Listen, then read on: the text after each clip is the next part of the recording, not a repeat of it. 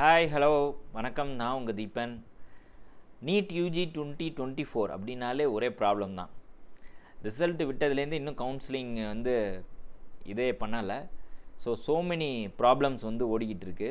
Supreme கோர்ட்டில் case ஓடிக்கிட்டு இருக்குங்கிறதெல்லாம் நமக்கு தெரியும்.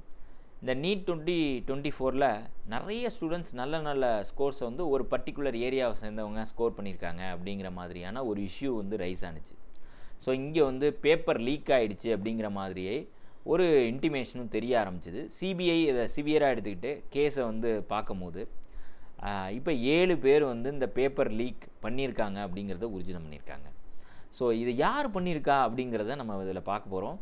மோர் ஓவர் இப்போல்லாம் எக்ஸாமினேஷன் அப்படிங்கும்போது எக்ஸாமினேஷனுக்கு படித்து நல்ல மார்க் எடுத்து நம்ம அந்த இதுக்குள்ளார போகணும் அப்படிங்கிற எண்ணங்களை விட அதில் எப்படிலாம் ஃப்ராடுலன்ஸ் பண்ணி நம்மளுக்கு அந்த கொஷின் பேப்பர் ஆட்டையை போடுறதா அல்லது அங்கே எக்ஸாம் எழுதி அந்த மார்க்கை மேனிப்புலேட் பண்ணுறதா அப்படிங்கிற மாதிரி நிறைய பேர் திங்க் பண்ண ஆரம்பிச்சிட்டாங்க. இந்த மாதிரி நம்ம விடவே கூடாது. ஒரு என்டிஏ இதுக்கு ப்ராப்பரான ஸ்டெப்பை டெஃபினட்டாக எடுப்பாங்க.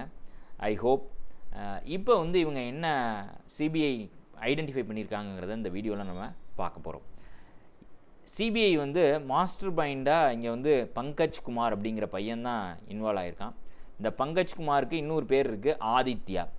இவர் யார் அப்படின்னு நீங்கள் பார்த்தீங்கன்னா சிவில் இன்ஜினியரிங் 2017 பேட்சில் ஜாயின் பண்ணவர். National institute of technology Jamshedpur.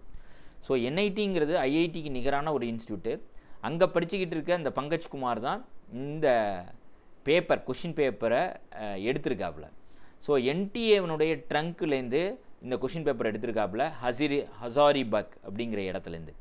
So இது எவ்வளோ பெரிய இஷ்யூ, இது எப்படி இவரால் அதை எடுக்க முடிஞ்சுது அப்படிங்கிறது ஒரு மிகப்பெரிய கொஷின் மார்க். அது சிவியர் இன்வெஸ்டிகேஷன் அப்போ டெஃபினட்டாக தெரிய தான் போகுது. இப்போ இவர் எடுத்துகிட்டு வந்த அந்த கொஷின் பேப்பருக்கு யாரெல்லாம் ஆன்சர்ஸ் கொடுத்தாங்கன்னு பார்த்தீங்கன்னா எய்ம்ஸ் பாட்னா அங்கே ஒரு 4 ஸ்டூடெண்ட்ஸ் 4 MBBS ஸ்டூடெண்ட்ஸ் இதுக்கு ஆன்சர்ஸ் இது பண்ணி கொடுத்துருக்காங்க. அதே மாதிரி 2 ராஜஸ்தானை சேர்ந்த MBBS ஸ்டூடெண்ட்ஸும் இதுக்கு ஆன்சர் பண்ணி கொடுத்துருக்காங்க. ஸோ அவங்களுக்கு ஹெல்ப் பண்ணியிருக்காங்க. அப்போ இவங்கெல்லாம் யார்?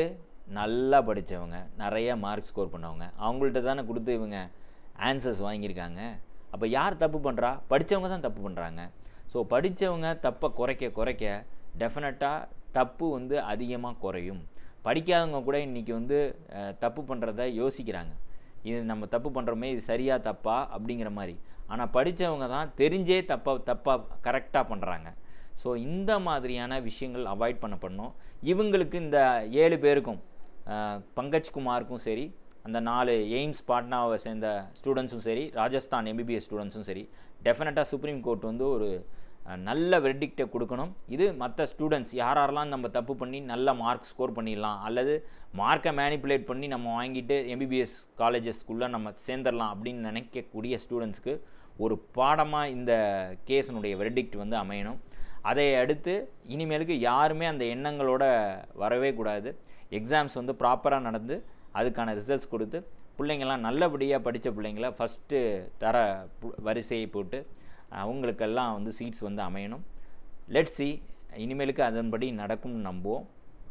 இப்போ இந்த கேஸ் கண்டுபிடிச்சிட்டாங்க சிபிஐ. டெஃபினட்டாக இதுக்கான ஒன்று ஆக்ஷன் இருக்க போகுது.